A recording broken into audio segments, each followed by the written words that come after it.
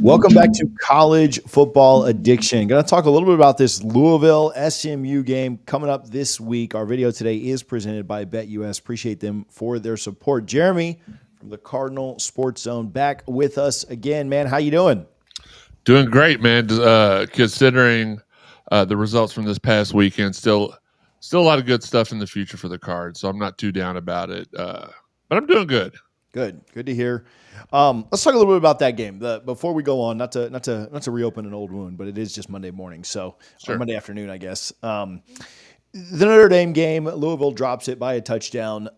Just immediate thoughts coming off of that game, the mood coming off that game. You know, sometimes this can galvanize a team. Sometimes it can have the opposite effect. I do think that being as well coached as Louisville is, it's probably not going to have the opposite effect. But just immediate thoughts coming out of that one.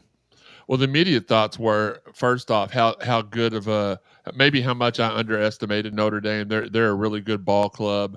I really felt like, and this isn't just, we lost, so he's just saying this.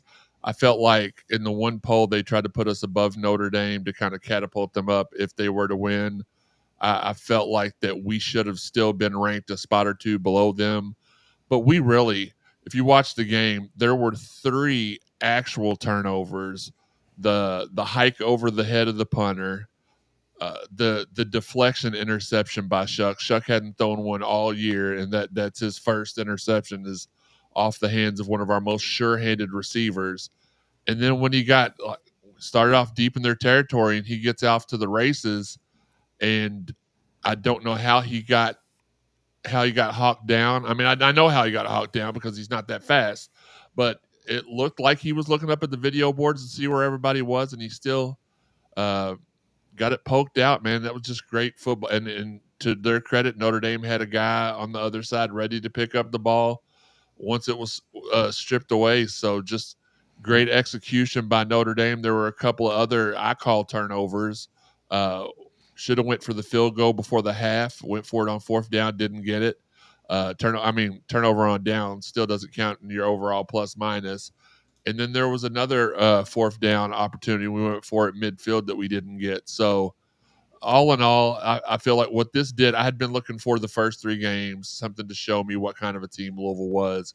And despite the mistakes, this let me know that we should be a top 15 team throughout the rest of the season as long as we can take care of business going forward. Yeah, it's frustrating. It's upsetting. You mentioned the turnovers, several turnovers on downs. I mean, the one at the end of the game, you have to go for it there, right? So I don't know that one's so bad, but a lot of empty possessions that you're also not flipping the field, right? And so, just frustrating. I'm sure as a Louisville fan, because you're like right there, if not for a lot of the mistakes. And Notre Dame, to their credit, did a good job of capitalizing when Louisville turned the ball over or had turnovers on downs, and Louisville did too on some of Notre Dame's mistakes. They forced 3 turnovers too, but just too many, at the end of the day. And so if there's a silver lining, it is that, you were right there. I think Notre Dame's a better team than we all kind of wrote them off for when they lost to Northern Illinois. And it wasn't a conference game. So in the grand scheme of things, I don't know. I mean, certainly, I don't know unless they, I guess, went 12-0 and then lost the championship. Like, I don't know that Louisville was getting in as an at-large anyway. I think their path to the playoff is probably to win it, and so to win the conference. And so, not a conference game. You still have a lot of your goals in front of you as much as you wanted to win. That said, it does pretty quickly turn to a conference game, and maybe one of the hotter teams in the conference outside of Miami, Clemson, who both look incredibly hot right now. SMU comes to town, and offensively, they've been really good lately, putting 40-plus up on Florida State last week. Florida State, not a great team, certainly, but had been keeping games fairly close, and then put up 60-plus on TCU the week before. So 100 points in the last 2 games. Offensively, with Jennings, they look like a different team. And how much does that kind of machine of offense come into town worry you as a Louisville fan? We will get right back to chatting with Jeremy, but first, I do want to give some love to our friends over at BetUS. Now, listen, hopefully you've been making money with us over at BetUS this year, but if you haven't, they have upped the game for you. 150% deposit bonus right now if you use the code YouTube150. That's YouTube150. on your first deposit. Now, your next two deposits, you also get 125% deposit bonus. All of that up to 2K. So if you want to just get the whole thing at 150, put the whole 2K on the very first time. I've had several of you reach out to me and say, hey, is this legit? Is this real? I just did this. I've done it. I've played, I've paid, and I've gotten cashed out, and I've made some pretty good money this year. Bama last week was an absolute lock to me. It got hairy there for a minute at the end, but Bama got it done, and I was glad to cash in. Make sure you're betting with BetUS this year. I appreciate them for their support so much. Go check them out with our code YouTube150. Well, first off, can I ask you this question, TJ? Have you ever seen a call made where there was offense and defensive pass interference on the same play? Have you ever seen a simultaneous? What's the point of that? What is the point? Like literally, and that probably changes the entire complexion of the game. And there was also, look, it's probably every team that feels this way, but last week there were several horrible officiating calls. This week we got the first down on third down, they called it short. Got the first down on fourth down, they called it short. It just feels like they don't want a new team to, just like with Miami the other night. They got very lucky to come away with the win. ACC refs, yeah. That felt like they called the touchdown, and then it was like ACC was like, no, we need somebody that we can hitch our horse to for the playoffs.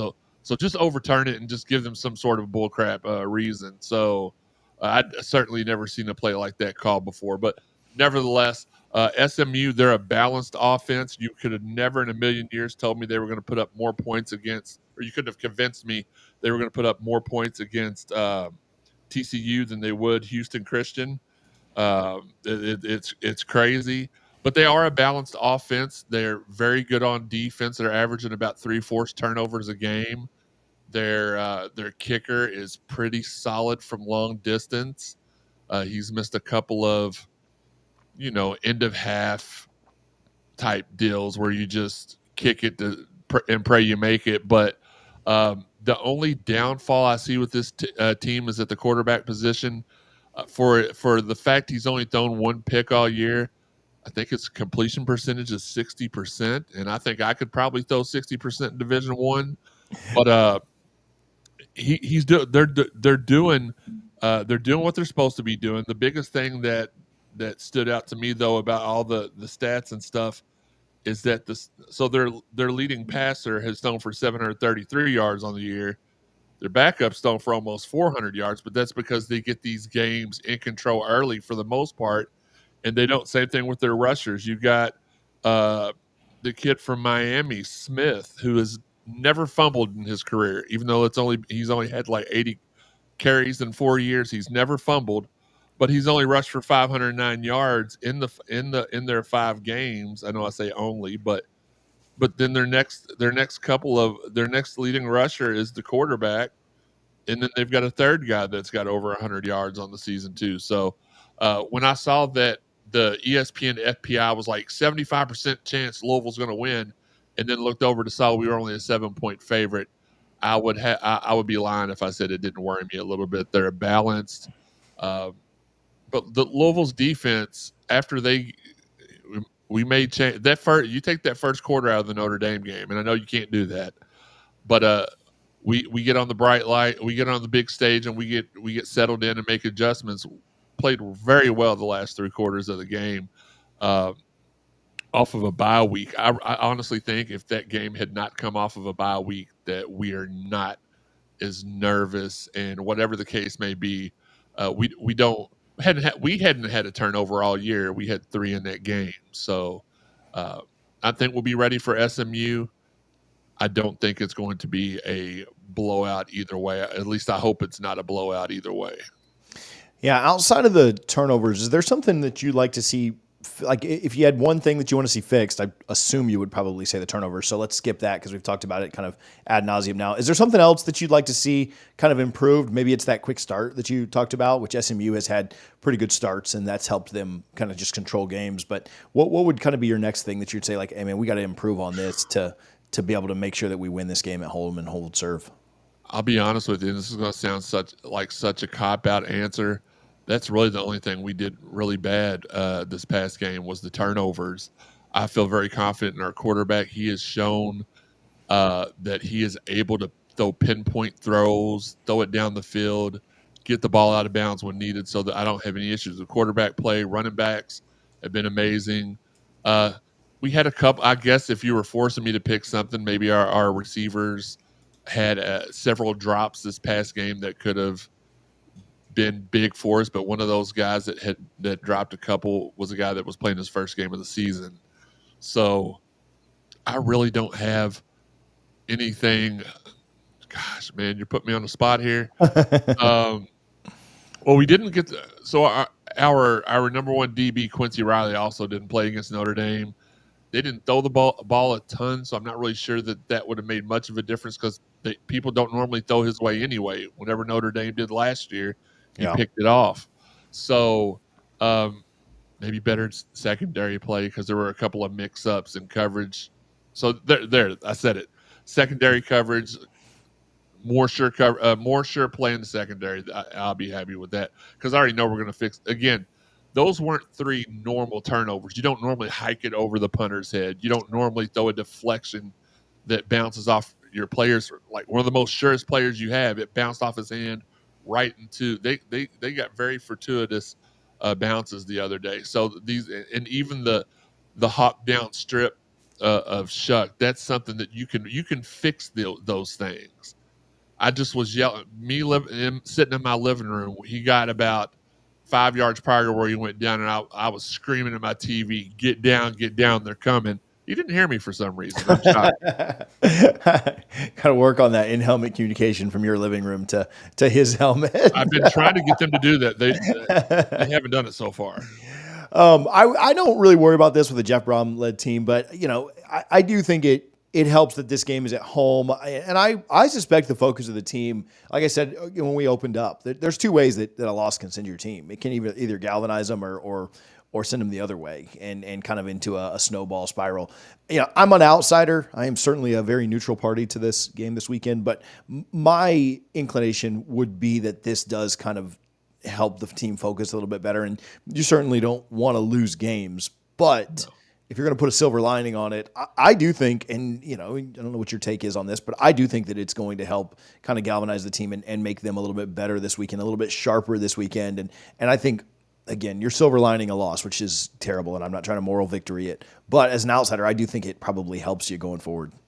Well, absolutely. And so sometimes losses can be losses, and sometimes losses can be lessons. And you hate to hear when you see your team lose, you're like, oh man, maybe we needed to lose to refocus. I don't think this is an instance where that's the case, but I'd much rather lose to Notre Dame than to lose to one of these teams coming up. And let me say this. I've always liked Kirk Herbstreit, but he got on College Game Day the other day and said that Louisville had a pathetic schedule and we didn't play anybody. We played, and this was before the Notre Dame game. Notre Dame, Clemson, Miami, all top 10, will all at one point this season. 2 of them already, one of them already is. The other 2 probably will be at some point top 10 teams. And we have 4 other teams on the schedule, including SMU, that's within a couple of votes of being ranked. So that was just, to me, that was just lazy journalism. It's very easy to look at somebody like Louisville who's been trying to climb over that hump for about 10, 12 years now and say, oh, well, they don't play anybody. Well, when we played in Conference USA, we only had 1 marquee game a year. When we were in the Big East, we maybe had 1 or 2. But now we're playing 6, 7 teams every year that were in the bowl the year before. So I would have been remiss if I didn't take up for my team and call Kirk to task there, because that was just ignorant reporting to say that Louisville doesn't play anybody. Not only does Louisville play people, but Louisville is going to. I'm putting I don't do this often, but I'm putting my CSZ lock on here. They will be a top 15 team again before the season's over with, and that game versus Miami here at home is going to be fire. Yeah. I was in Tuscaloosa this weekend for a fairly fun game, and because my team is terrible, I have not been spending my time at those games, and I still cover it and still talk about them and still break down the games and all that stuff, but I'm not going to spend my time and effort at many of them. And I have been eyeing that Louisville game because I'm a bourbon guy. I like the trail. I like, there's like, oh man, that could be a fun one. So I agree. We'll definitely get you back on that week to talk about it. But take us out of here with a prediction. I'm leaning Louisville here. I actually think they cover the spread. I think that SMU, you're never quite as good as you were last week. You're never quite as bad as you were last week. And so I don't think they keep the hot streak alive. I think that Louisville's a little bit better team than TCU and Florida State. Actually, probably a lot better. So I'm leaning Louisville here. I think they cover, maybe win by 10. What do you got? As you know, we talked about this before. I had all my notes down, and they completely just erased on their own. Gosh, they put up 30 against Nevada, almost 60 Houston Crit. So the only thing is that teams, they put up 40. Well, they're a pretty high scoring team though. I'm gonna go. Gosh, man, I hate this. I hate it. The over-under is at 58. Gosh, man, that seems pretty low. I think it's going to be a shootout, man. I'm going to go 42-30 Louisville. I like that. I can see that. I think they'll get theirs. I think SMU will get theirs. I think SMU's done a phenomenal job of capitalizing on mistakes. They scored Florida. You mentioned the intercept. I don't know if you saw it, but Florida State had a similar play this week where it hits off the tight end's hands and bounces right into the defender's hands. They scored a touchdown off of that. They had a pick six. I mean, just right there is 14 points. If you take that away, they're scoring 28. Right, much more manageable game.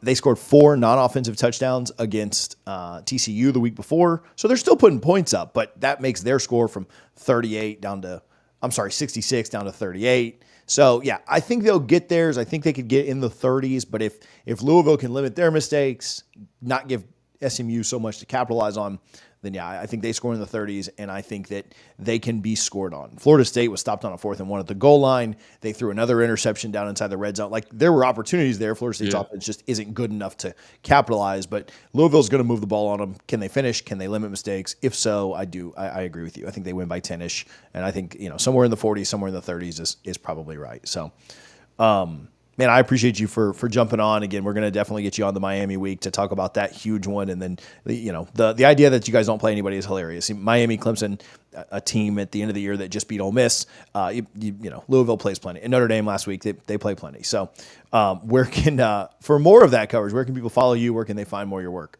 Well, they can go to cardinalsportzone.com to read all of our great coverage and stories. And for our podcast, it is at Cardinal Sports Zone on YouTube. We go twice a week during football season, so we try to have a good time.